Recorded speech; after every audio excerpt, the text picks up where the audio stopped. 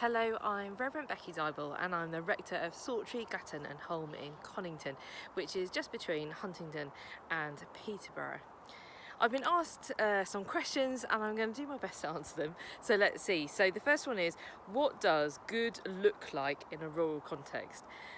Now this baffled me a little bit because good is surely good, but for me good in a rural context is being able to share the love of Christ and involve the community in doing that, and be that parish church that serves a community and loves Jesus and serves others in his name. So that's basically what good is for me.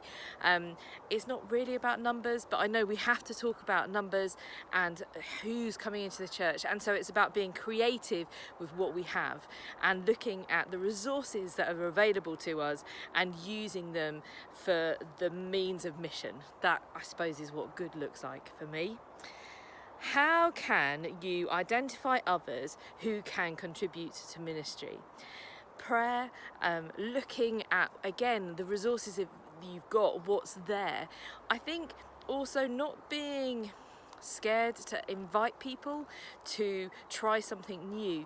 We've recently done a series on spiritual gifts and talking about what are spiritual gifts and how we can use them and how God gives us these gifts, and actually are we just looking at the gifts and maybe putting them on a shelf, or maybe we've got that gift but we haven't unwrapped it yet, or we've unwrapped it so quickly that we've thrown away the manual. And actually sometimes we need to just go back to those basics, look at the spiritual gifts that we have available, and then look at the skills, the talents, the time, the energy and the resources that we have, and look at how we can most effectively use them for the purpose and ministry of God's kingdom and God's work. Okay, next one. How do you go about planning in a rural church? Some say you can't, but is that true? Okay, so I would say you can plan.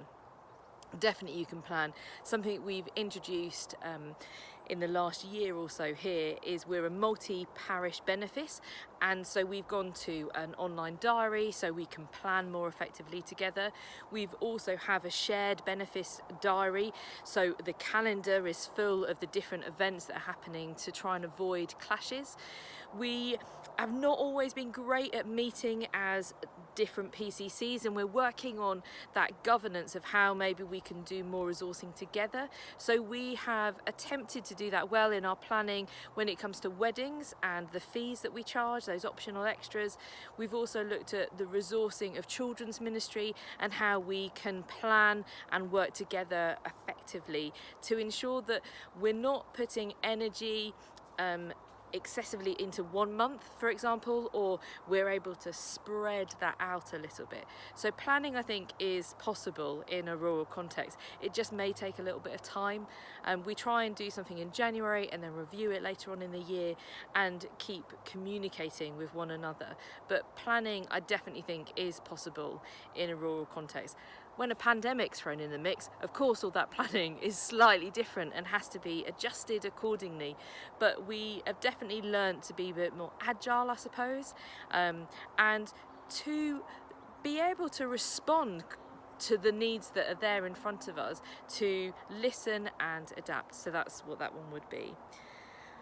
What steps have you taken to create a vision for each parish? Again, part of that is we have been trying to grow in unity as a benefice together.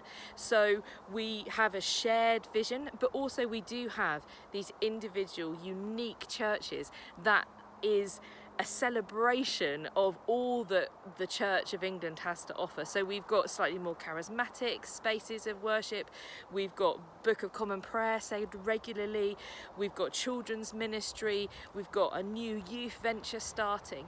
But one of the things that we try to do as a benefice is have this vision that is about loving God, loving Jesus, being so present with the Holy Spirit and serving others in his name. So that shared vision, I think, feeds what we do as a community and as a benefice, but also in those individual churches. But the churches that we have are definitely unique and individual, and they have their own special thing that they offer to us as a wider benefice. How do you deal with finances and budgeting? So we have different treasurers for each of our churches, and we set a budget every year. So I am a big person for, if you're going to look at your priorities, look at someone's bank account. So if you're going to look at what people care about, look at how they're budgeting. And that's something as a culture we're adapting to in our benefice, and it's definitely something that we are learning. But we, for example, this year in one of our churches set a deficit budget and have already exceeded that and are now in a really positive space. And sometimes I think it is about trusting God and enabling us as a church community to do Christ's work through the provision of the finances that are given to us. And sometimes that's applying for grants, sometimes that's just enabling people to see how much it costs. So we've recently done this is how much a pound is spent in our churches, to just make it really clear to people what we spend our money on and to have that transparency. But we definitely budget, and we have an honest communication throughout the year about where we're on target, and we adjust accordingly. I don't think there's any more questions, but I hope it's not been too quick, and I hope I've been able to just give you a glimpse of what it is to be in a rural context, to use the resources that you have to enable God's church to grow. Thank you.